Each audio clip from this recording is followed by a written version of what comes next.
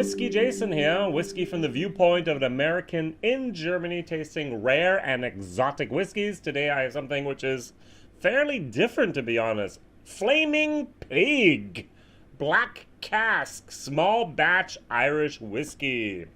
Now this is actually the brainchild of two guys, Joey Shore and Floor Prendergeist. And they had the idea back in 2014 in Dublin, Ireland, to actually start the Malone Whiskey Company. So we have the Flaming Pig, and we also have a separate spirit which is cinnamon infused. Forget about that. I only do whiskey. Now, Black Cask Flaming Pig is actually made in West Cork. It's a mixture of 4-year-old grain that has been matured in first fill bourbon casks, together with 7 to 10-year-old single malt Irish whiskey, also matured in a first fill bourbon cask or casks. And then they're married, they're vatted, they are actually mixed together for another 6 months in a, not just a char 1, 2, 3, 4, but they've actually made their own char 5 barrels. There's a video online from West Cork where they actually created their own, I'm going to call it a flamethrower, and they char their barrels for that's actually the flames almost come outside through the little gaps in the wood. It's was like, oh wow. And that's what they put this stuff into, those char 5 barrels. 40%, 33 euros 50 cents over here, so let's say it's $40. And there's a little story. Of course there's a background story. Why else would you create a whiskey if you didn't have a background? On the 8th of June 1875 in Dublin, 5,000 casks of whiskey were somehow caught fire. 8 o'clock in the evening, and there was actually in the Liberties in Dublin like a river of flame, of burning whiskey running down through the alleys. If you look very carefully at this bottle, you can actually see the pig, you see the houses, and back in the background you actually see the flames. And the legend goes that this pig actually was oinking and squealing, and so everyone knew, oh, there's something going on, and therefore they got into safety, and or slash, they came outside with their boots and hats and any other containers they could find and filled up those devices or those containers with whiskey.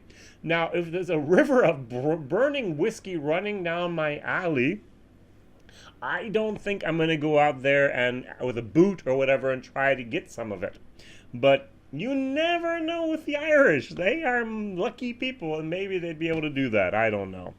All right, small batch. First of all, I don't know what small batch is. Is it 20 barrels, 200, 2,000? Who knows? Second of all, I'm not very happy with the transparency here. It says crafted and bottled by Maloney's Whiskey Company Limited, Dublin, Ireland.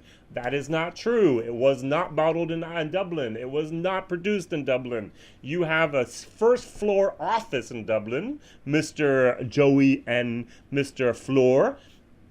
Why don't you just put it on the label? Bottled in Skjerbergen.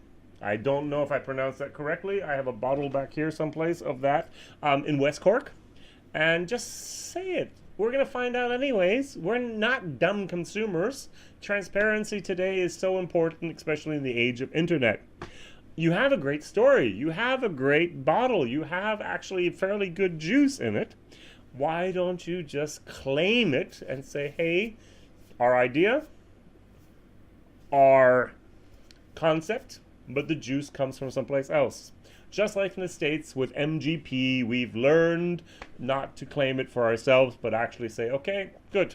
Now you have done something which is very, very unique. You've used these char 5 casks, this black cask.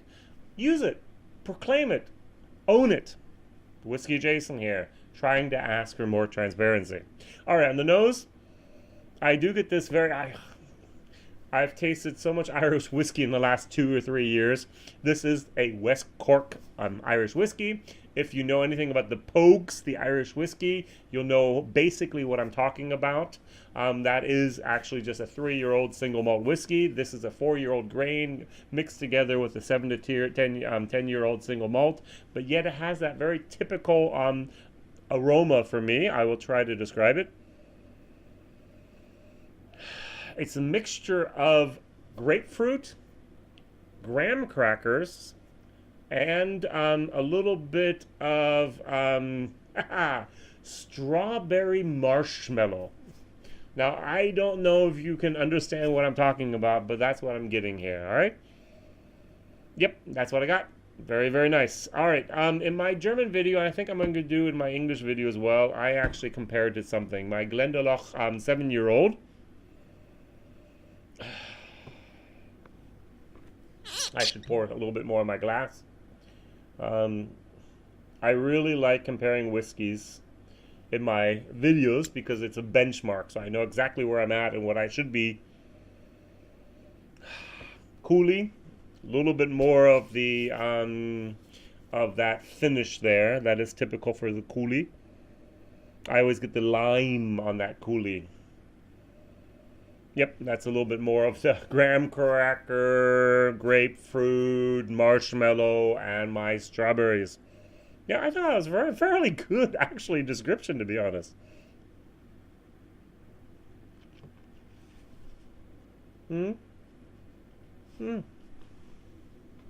It's an adequate whiskey.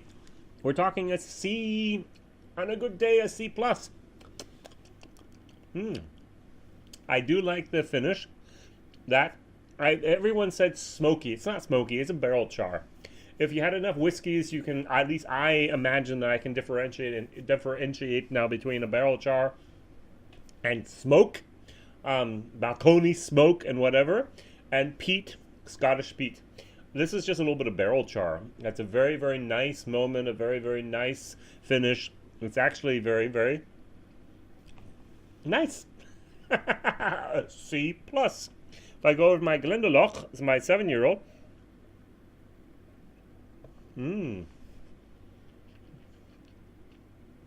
It's got more depth. It has a lot more complexity. Especially the finish is a lot more of that woody lime malty moment. Very, very nice. I got a lot longer and a lot fruitier finish than the Flaming Pig. Now, the Flaming Pig is actually, for those of us that have been to Ireland and to UK, you can find a lot more of the West Cork products at Lidl and Aldi. And you can buy a lot of stuff. All those no-name things are basically made today in West Cork, which is very interesting. And so this has a lot of the older juices already from West Cork, which has been around for only 12, 14 years. Value for money? C.